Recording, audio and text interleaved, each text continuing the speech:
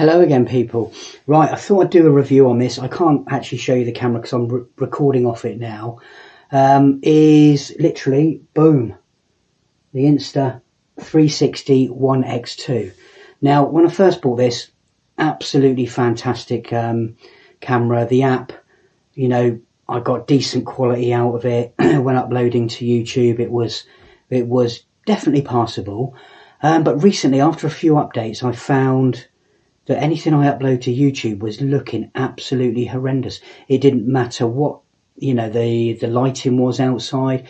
It was terrible. So I sort of stopped using it, and I was using my digital SLR for a lot of videos, but it's quite heavy to carry around. So I did try what everyone else has been using, and that is to edit it on my Mac and use the Studio app there. The Studio app's quite limited compared to the actual Studio program. It's on the Mac, it's sort of an app, I suppose. It's very limited compared to what you get in the app on your phone. You can't, it takes a lot longer to frame up your videos if you're doing it that way.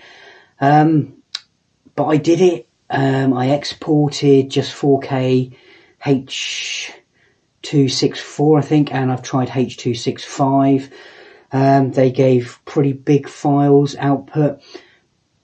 What I got out, the videos after they exported, you do have to then export it to Lightroom or DaVinci Resolve, or even iMovie. I mean, that's not a bad program to edit music and stuff in, and to muck around with the sound, because you can't do any of that in the Studio app, which is a bit annoying, I must say. Bit annoying. It's something that you got on the phone app, but you don't have on the actual app for your computer. So you have to export it, and then you have to put it in another program, then to export it again, which leave you pretty big files. If you're doing a H.264, you're probably looking at about 10 to 20 gigs for 15 minutes of video.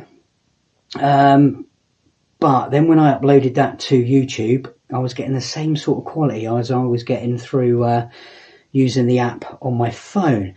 So I went a little bit further and I exported them ProRes, which massive file sizes.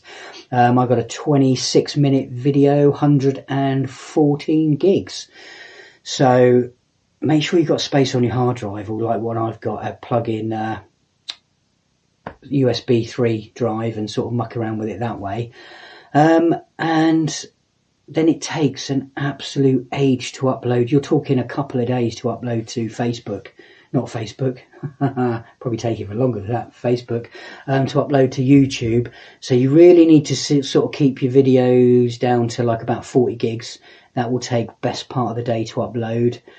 But once you've done that, they look absolutely fantastic in 4K. I can't fault it, really. I mean, it looks like the images that they advertise on the ads for the X2. Bit false advertising, I think, but once you've done that, it's a lot of workflow.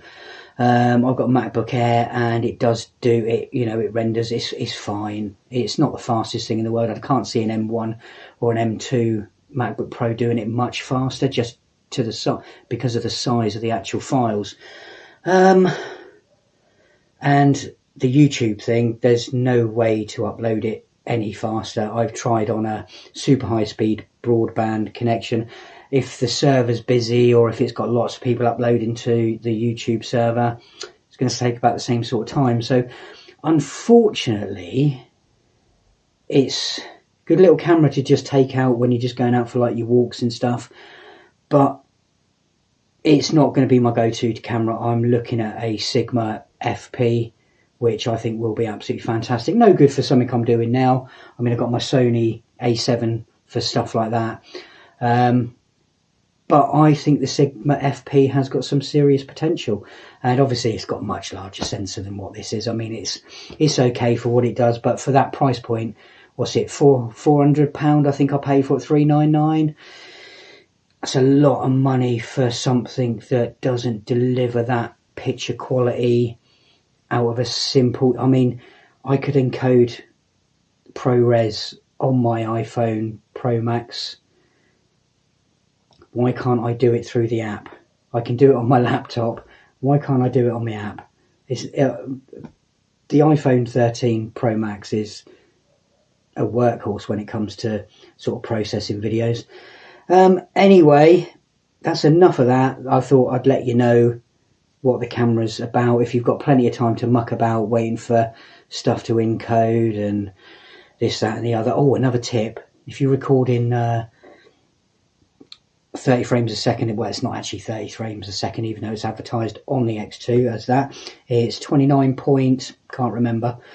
If you're doing sort of cinematic-y looking stuff, if you're walking through a forest, when you pop it in DaVinci, or I can't remember the name of the other program I use, drop the speed down to 24 frames a second, it will give it that lovely, lovely sort of, not slow motion, but it just takes the edge off of that footage. You know, so everything just looks a lot smoother. Right, thanks for watching. Like and subscribe.